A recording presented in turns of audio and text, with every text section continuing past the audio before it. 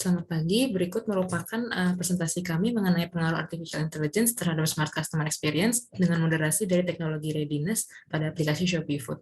Boleh next. Berikut adalah kami anggota kelompok 4. Next. Yang pertama adalah bab 1. Yang merupakan gambaran umum, objek penelitian yaitu Shopee Food adalah salah satu layanan aplikasi Shopee yang melayani pesanan antar makanan yang pertama kali dikenalkan pada April 2020. Next. Fitur dan promosinya yaitu memberikan fitur penawaran makanan yang langsung diantar oleh mitra pengemudi dari restoran. Dengan promosinya ada berbagai macam voucher dan diskon. Next. Untuk latar belakangnya, Shopee di sini menjadi salah satu layanan e-commerce terbesar dengan layanan barunya yang Shopee Food ini ditawarkan di tengah pandemi yang memiliki sarana baru bagi masyarakat Indonesia. Next. Sini merupakan salah satu data menunjukkan industri makanan yang sangat stabil saat masa pandemi. Next. Dan juga ini menunjukkan Shopee Food yang dapat bersaing dengan dua kompetitor utamanya. Next.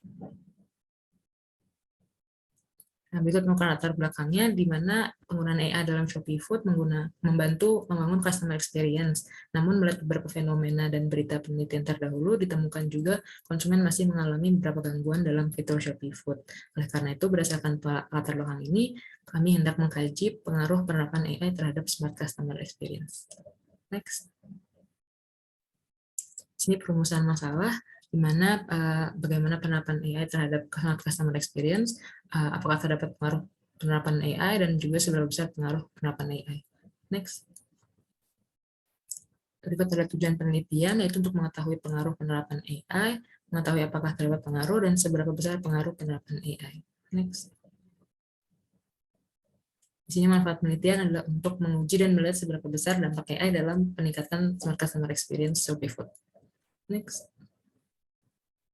Berikut ini adalah sistematika penulisan tugas akhir, mulai dari pendahuluan hingga kesimpulan dan saran. Berikut untuk bab 1, selanjutnya akan dilanjutkan oleh teman saya. Baik, terima kasih. Selanjutnya kita akan masuk ke bab 2, tinjauan pustaka. Boleh di next. SOR Framework merupakan model dari theoretical thinking yang berdasar pada lingkungan psikologi dan berpendapat bahwa rangsangan lingkungan mempengaruhi keadaan internal organisme yang kemudian mendorong respons perilaku organisme tersebut. Kemudian yang berikutnya ada artificial intelligence stimuli, di mana AI stimuli ini merupakan variabel eksternal dan terdapat dua jenis stimuli. Yang pertama adalah stimuli hedonis yang mengacu pada emosi pengalaman yang terkait dengan suatu objek, dan yang kedua stimuli utilitarian yang mengacu pada seberapa berguna atau bermanfaat sesuatu itu. Boleh next. Berikutnya, teknologi readiness merupakan suatu hal yang dikonsepkan sebagai moderasi suatu hubungan antara teknologi dan pengguna. Yang berikutnya, smart customer experience dibandingkan dengan customer experience. Smart customer experience merupakan pengalaman pelanggan yang cerdas dan dapat dicapai melalui penerapan teknologi dan berkaitan erat dengan dimensi kognitif, emosional, dan perilaku dari pengalaman pelanggan. Boleh di next. Kemudian selanjutnya ada customer satisfaction, di mana menurut Kotler mengatakan bahwa customer satisfaction merupakan perasaan senang atau kecewanya pelanggan setelah membandingkan ekspektasi tentang suatu produk maupun layanan dengan kenyataan yang dialaminya. Boleh di next.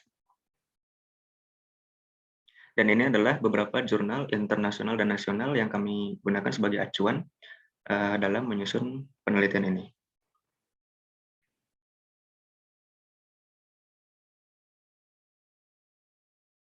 Oke, berikutnya kita masuk kepada kerangka pemikiran, di mana stimuli atau S ini, ada AI teknologi stimuli, di mana dimensinya merupakan passion dan usability, kemudian organismenya, yaitu smart customer experience, di mana dimensinya relative advantage dan perceived interactivity.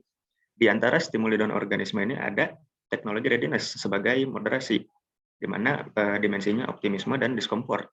Dan respon akhirnya yaitu word of mouth intentions dari variable control, sebagai variable control. Boleh di next.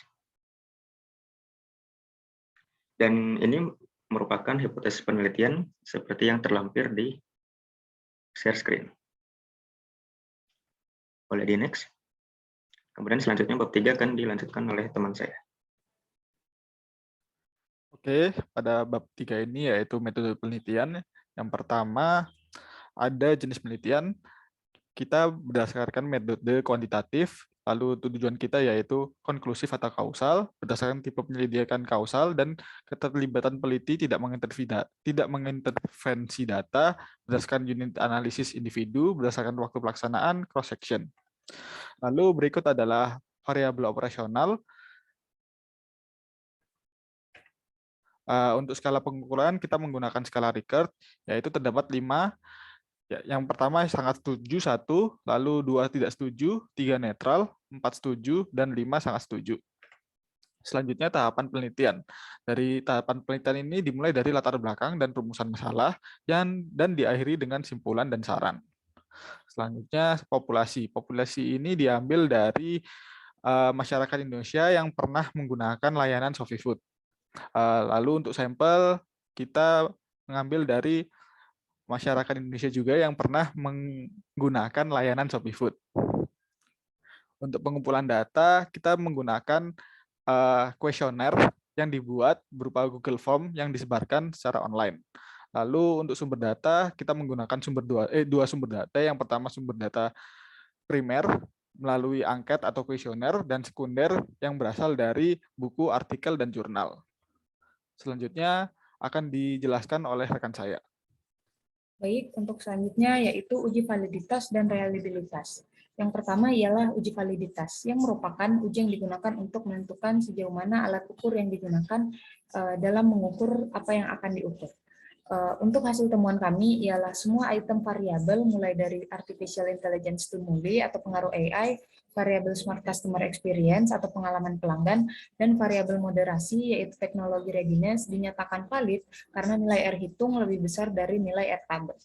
Selanjutnya yaitu uji reliabilitas yang merupakan pengukuran data tanpa kesalahan dan memastikan pengukuran secara konsisten di berbagai item dalam instrumen. Hasil temuan kami ialah menyatakan bahwa variabel artificial intelligence stimuli, variabel smart customer experience atau pengalaman pelanggan, dan variabel teknologi readiness dinyatakan reliable karena hasil alpha converge dari ketiga variabel tersebut lebih besar dari nilai alpha yaitu 0,6. Boleh di next. Selanjutnya ialah kelompok kami menggunakan teknik analisis statistik deskriptif. Boleh di next. Untuk analisis statistik deskriptif, berikut cara pengolahannya dan hasil temuan kami ialah sebagai berikut. Boleh di next.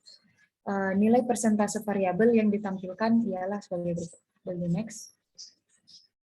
Selanjutnya yaitu analisis regresi moderasi atau moderated regression analysis.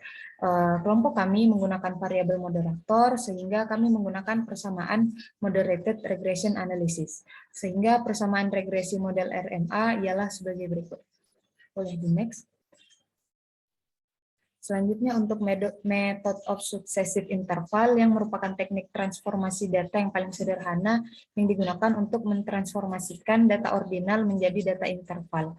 Dan tahap yang digunakan untuk mentransformasikan data ordinal ke data interval ialah sebagai berikut.